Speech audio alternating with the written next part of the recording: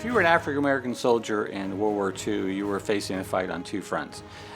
You were facing a fight against fascism in Europe and against the Japanese in the Pacific, but you were also fighting discrimination back home.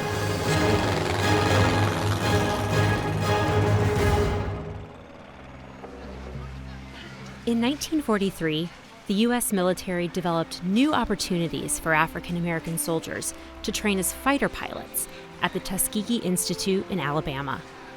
Within months, black fighter pilots had overcome segregation at home in order to learn to escort bombers on many successful runs through war-torn regions in Europe. Their success inspired government support and encouraged the military to form a squadron of black bomber pilots.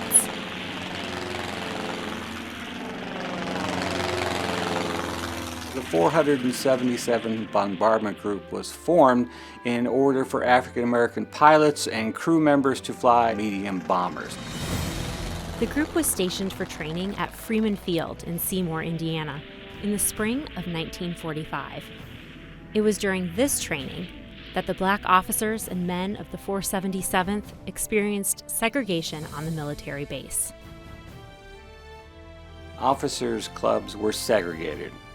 They were not allowed to go into and enjoy the facilities of the white officers' club. This flew in the face of War Department regulations at that time that said that all recreational facilities should be available regardless of race.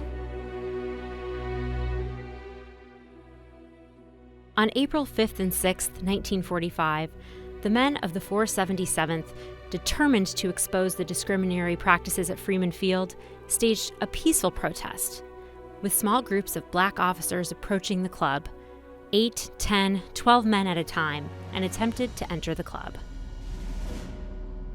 During this two-day period, a total of 61 men of the 477th approached the Officers Club, were turned away, and were eventually arrested and put in their quarters.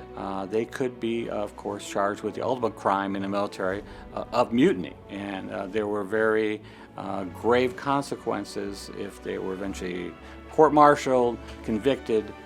They could face even the death penalty. So what they were doing was risking their own lives for many of them in standing up against what they saw as an unfair situation at Freeman Field.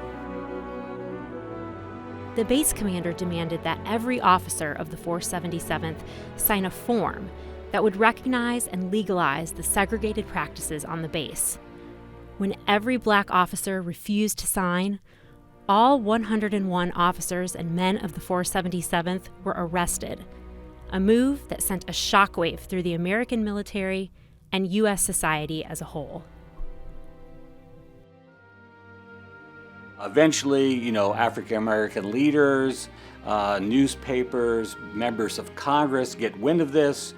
There's a protest to the War Department, and finally Chief of Staff General George C. Marshall frees the 101 men from the 477th. And just a few years after the end of the war, 1948, President Truman made the very courageous decision to fully integrate the armed forces. And I think the pilots of the 477th could look to their action as maybe helping pave the way for that executive order. And it was kind of a serve as almost this protest as a training ground for what came next, for the growth of civil rights and the development of equal opportunity in the United States after the war ended.